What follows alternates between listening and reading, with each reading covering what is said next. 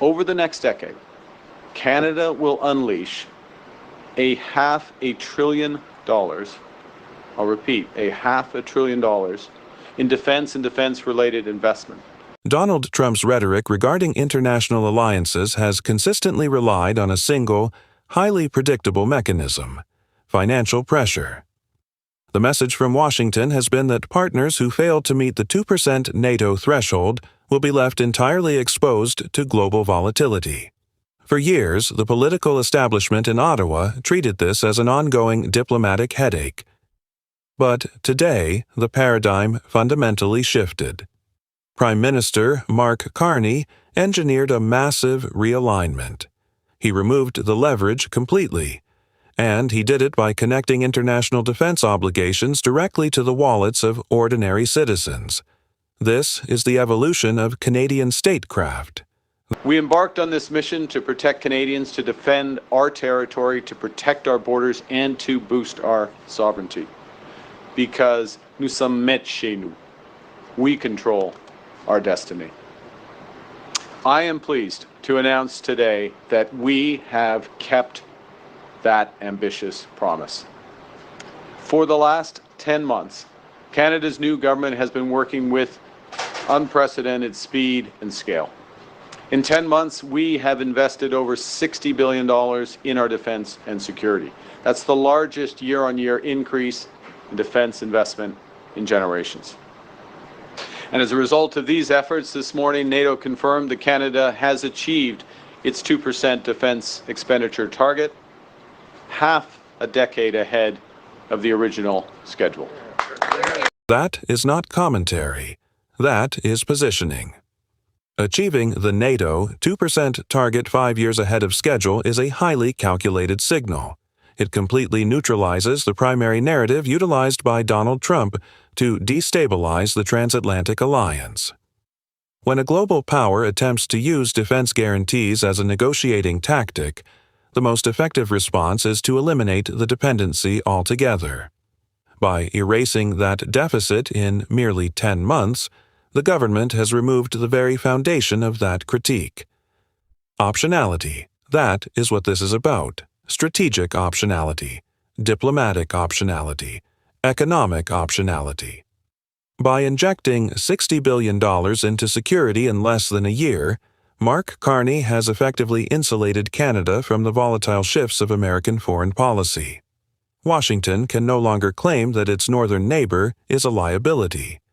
Instead, Canada has positioned itself as a stable anchor in an increasingly unpredictable world. But the geopolitical maneuver is only half of the equation. A nation cannot project strength abroad if its citizens are struggling with the basic cost of living at home. As global conflicts disrupt supply chains and drive up inflation, the pressure on the Canadian middle class has intensified. This is exactly where the macro-political strategy meets the everyday reality of the public. The cost of logistics increases, the supply chain strains. Gas prices are not just economic data points, they are the most visible indicator of global stability for the working class.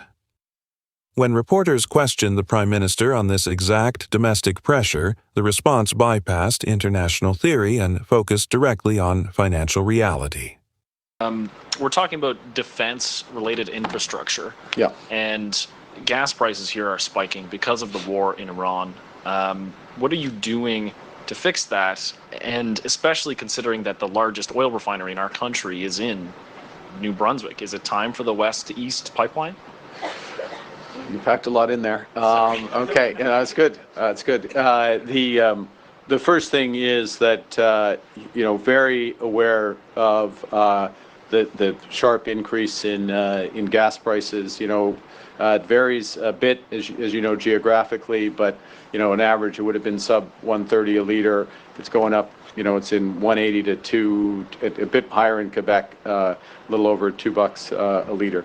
So that is a big shift, and that's a real squeeze, and absolutely recognize this. So we're following that closely. It depends, of course, as your question indicated, how long this conflict goes on, and we are not actively engaged in the conflict. We're calling for de-escalation We're supporting efforts to de-escalate. There's a variety of ways we can do. There's also a limit, obviously, for what we can do diplomatically to influence that. So that's the first thing. The second is we have been very focused on improving the pouvoir d'achat, the capacity of Canadians, cut taxes for 22 million Canadians, put in place the groceries and essential benefits that just actually passed through the House, which for 12 million Canadians, family of two, family with 2 kids, a family of 4, $1,800 a year additional benefit from that. He leaned slightly toward the microphone. His demeanor remained absolutely calm. The numbers tell a definitive story. This exchange reveals the absolute core of the new Canadian strategy. Instead of offering vague reassurances about global energy markets, the response was anchored in tangible domestic stability.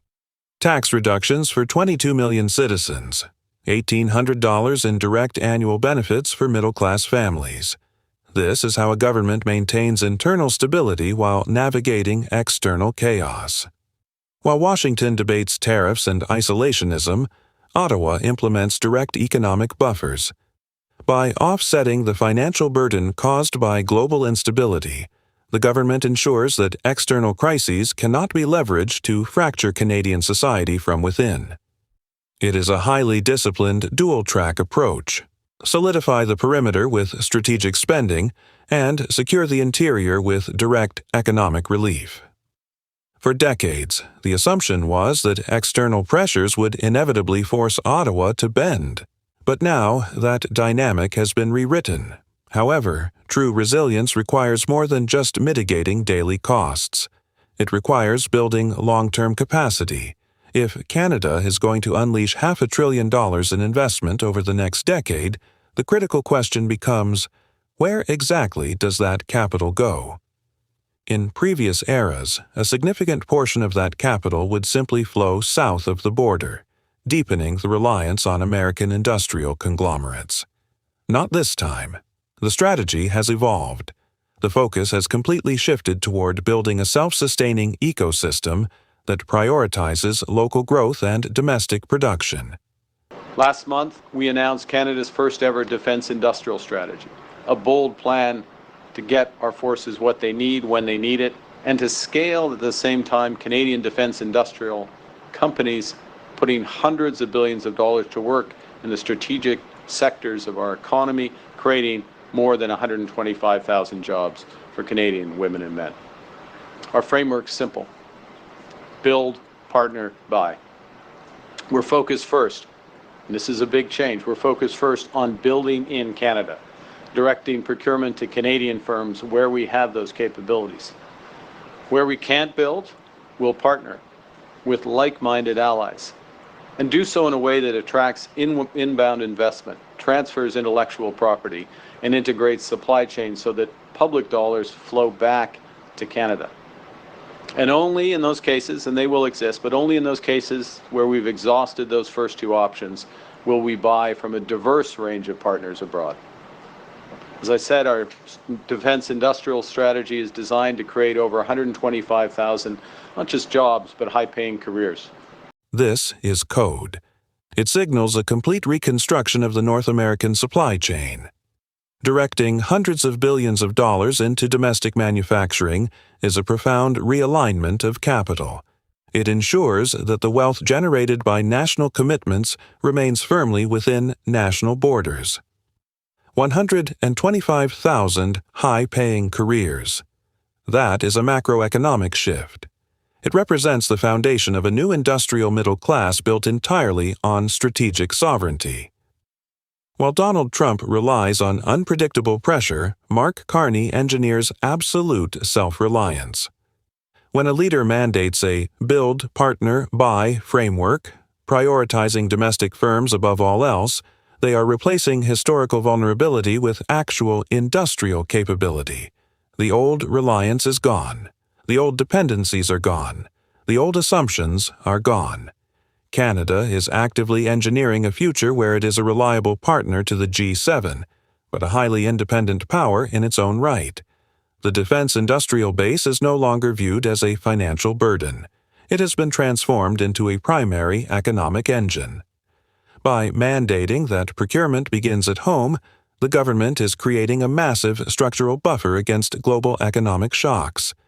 If foreign supply chains falter, or if unilateral trade barriers are suddenly erected by unpredictable partners, the Canadian market is already insulated by its own production capabilities. This is how you secure a nation in the 21st century. You do not just meet a financial target. You build the industrial foundation that sustains it. You provide predictability for the markets, stability for the workforce, and absolute clarity to the rest of the world. The ripple effects of this strategic pivot will extend far beyond the immediate defense sector. By establishing a robust internal market, Canada is signaling to global investors that it is a safe harbor for capital. Foreign direct investment follows stability. While other nations navigate erratic policy shifts and unpredictable leadership, the Canadian framework offers long-term reliability, and this creates a compounding effect. More investment leads to more domestic capability, which in turn generates more geopolitical leverage. Ultimately, the ability to project power internationally is entirely dependent on the strength of the domestic economy. By fundamentally tying military expenditure to local job creation and middle-class tax relief, the government has ensured that its foreign policy has a durable, unshakable mandate from its own citizens. This level of economic statecraft proves that national security is no longer just about military hardware. It is about ensuring that the population feels the direct benefits of strategic alignment. When the global stage is defined by erratic posturing, steady, undeniable growth becomes the ultimate countermeasure. Ottawa is no longer playing defense against Washington's unpredictable demands. Instead, it is actively building a domestic powerhouse that dictates its own terms. The era of reacting to Donald Trump's daily threats is over. The era of Canadian strategic independence has officially begun. What happened in Halifax today was more than a routine parliamentary update. It was a glimpse into a changing global order. If you want sharp, fearless analysis of how Canada is navigating global pressure while expanding its economic power, this is the channel for you. We break down the strategy behind the speeches, the leverage behind the deals, and the leadership behind the headlines. Mark Carney isn't just reacting to events. He's reshaping Canada's global position in real time. Subscribe to Canada SR. Turn on notifications and stay ahead of the geopolitical shifts defining this decade. And now I want to hear from you. Will Canada's domestic industrial focus successfully insulate the economy from external trade pressure? Or is the integration between the North American markets simply too deep to rewrite? Let me know in the comments below.